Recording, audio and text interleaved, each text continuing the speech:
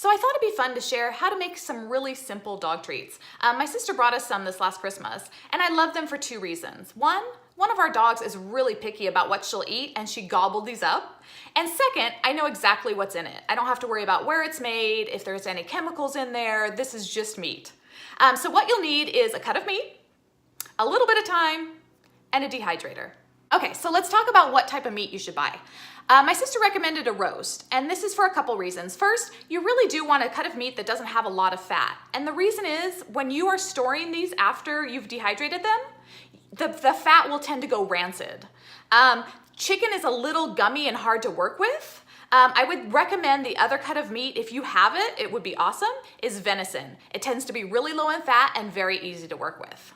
And lastly, I want to mention about the dehydrator. So there are better and worse. They're not very expensive, maybe 30 or 40 bucks. You want to make sure that the bottom looks like this. You don't want anything on the bottom. You want that heating element to be on the top to make it easier to clean. And then mine has 4 of these cool trays. So when you're cutting the meat, you want to make sure that it is very even so that it dries evenly. And then when you're putting it on the drying racks, you want to make sure that you're not overlapping. And then also you can go through, I highly recommend reading the directions on your dehydrator. It'll let you know the temperature for meat, it is the highest setting, and some other tips before you get started. So here's the top. This is the one that I'm using. All right, so I'm gonna get everything prepped and set. Are you ready for some time lapse? As you can see, I'm trying to get them about a 1/4 inch thick each. So that's what I'm shooting for, and about the same size piece. This is the attention you get when you have meat and are making yummy treats.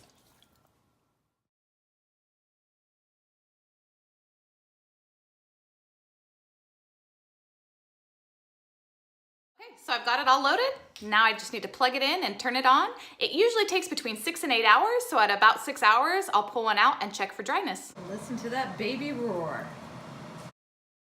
Okay, so they're all done. I ended up leaving them in for 8 hours because I noticed some of the thicker pieces still were not done, and you want no moisture left because again, that will make them go rancid when you store them. Now let me show you one of these beauties. Ah, isn't that awesome?